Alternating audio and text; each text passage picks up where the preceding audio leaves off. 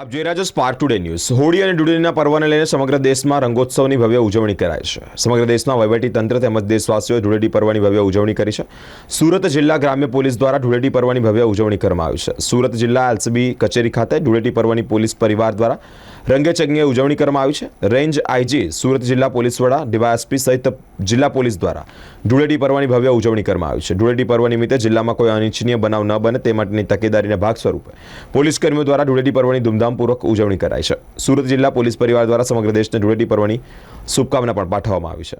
હોળી ધૂળેટીનો તહેવાર છે એ સમગ્ર વિસ્તારમાં ખૂબ જ હર્ષોલ્લાસ અને શાંતિપૂર્વક મનાવવામાં આવી રહ્યા છે અને આ તહેવારમાં જે કાયદો અને વ્યવસ્થા અને શાંતિ સ્થાપના માટે જે સુરત ગ્રામ્ય પોલીસ અને સુરત રેન્જના તમામ જિલ્લાઓના પોલીસ અધિકારીઓ અને કર્મચારીઓ ખડે પગે પોતાની ફરજ બજાવી રહ્યા છે।